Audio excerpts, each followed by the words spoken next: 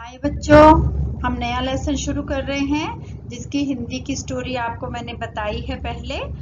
Book story का नाम है नसरुद्दीन एम और ये आपकी बुक के 44 नंबर पेज के ऊपर है।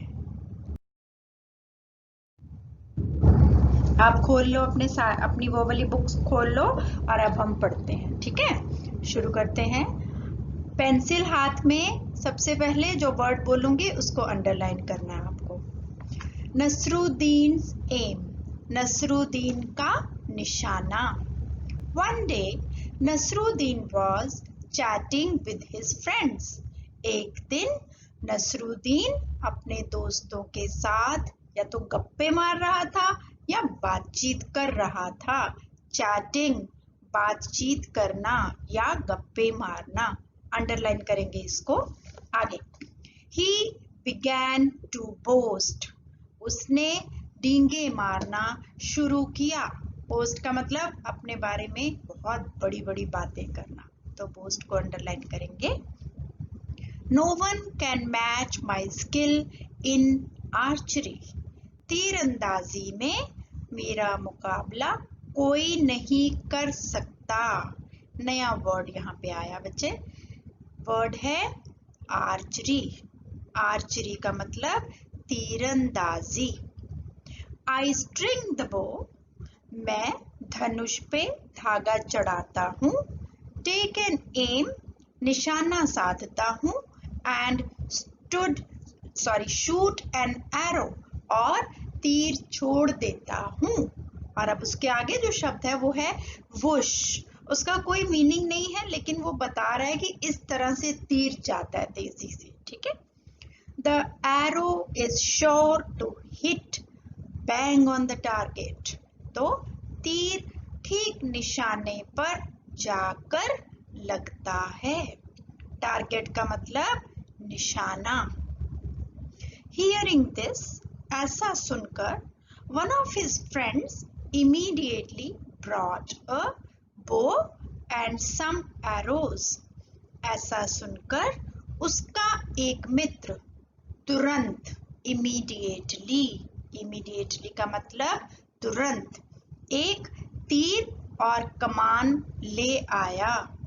Giving them to Nasruddin, he said, उसने नसरुद्दीन को वो दिया और बोला, हियर, ये लो Nasruddin, take this bow and arrow, ये तीर और कमान पकड़ो। Then, pointing towards a target, he said, तब निशाने की तरफ इशारा करते हुए उसने कहा, aim at that target and shoot an arrow. उसकी तरफ निशाना साधो और तीर चलाओ।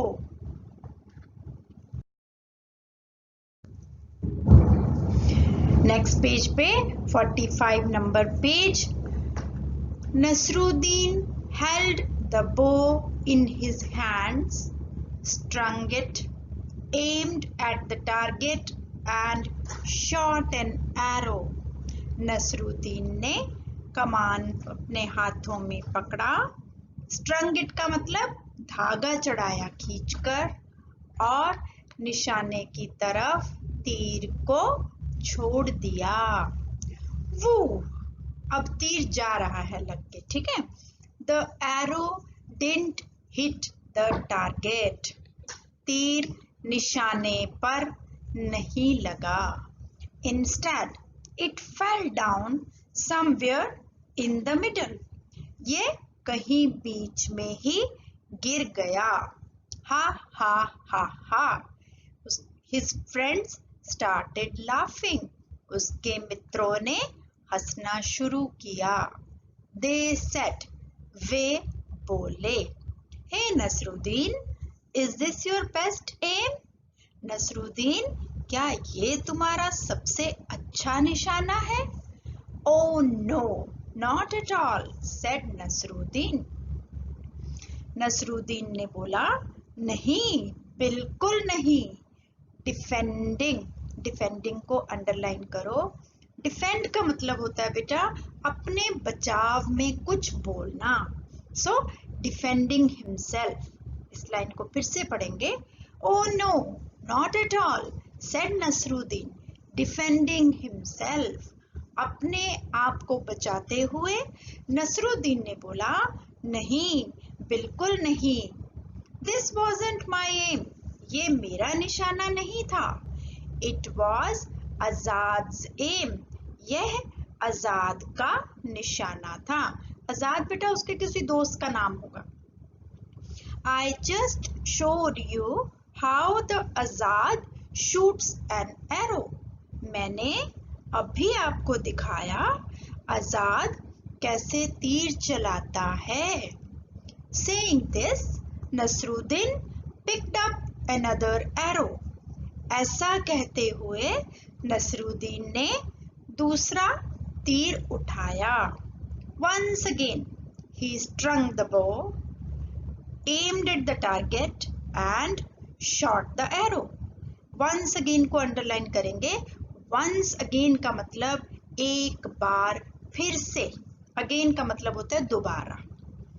एक बार फिर से कमान पे धागा चढ़ाया, निशाना साधा and shot the arrow और तीर छोड़ दिया। This time the arrow fell a little further than where it had fallen before. इस बार तीर थोड़ा सा और आगे गिरा जहां वो पहले गिरा था।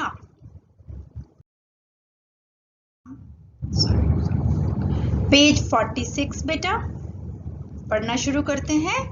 But it certainly didn't hit the target. लेकिन पक्के से निशाने पे नहीं लगा। Certain का मतलब होता है श्योर बेटा, कि मेरे पूरा विश्वास है कि ऐसा नहीं हुआ है। They asked नसरुद्दीन, उन्होंने नसरुद्दीन से पूछा। And this must be how you shoot an arrow. अब वो नसरुद्दीन का मजाक उड़ा रहे हैं, ठीक है। So they are saying, and this must be how you shoot an arrow. तो ये वो निशाना है जो तुम साधते हो।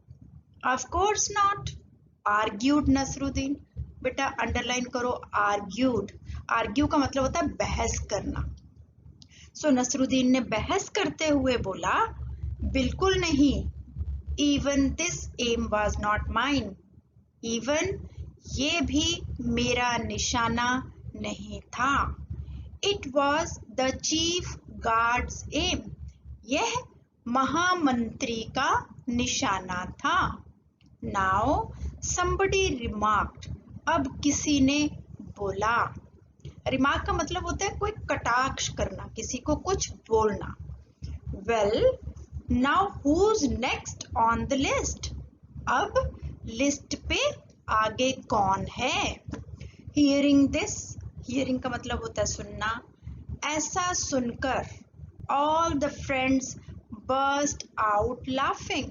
सारे दोस्त जोर से हंसने लगे। Nasruddin didn't say a word. Nasruddin एक शब्द भी नहीं बोला। He quietly, quietly को अंडरलाइन करेंगे। quietly का मतलब होता है चुपचाप या शांति से। He quietly picked up one more arrow. उसने चुपचाप एक और तीर उठाया। And again, और फिर। And this time Nasruddin was really lucky. इस बार नसरुद्दीन की किस्मत अच्छी निकली। The arrow hit bang on the target. तीर ठीक निशाने पर जा लगा।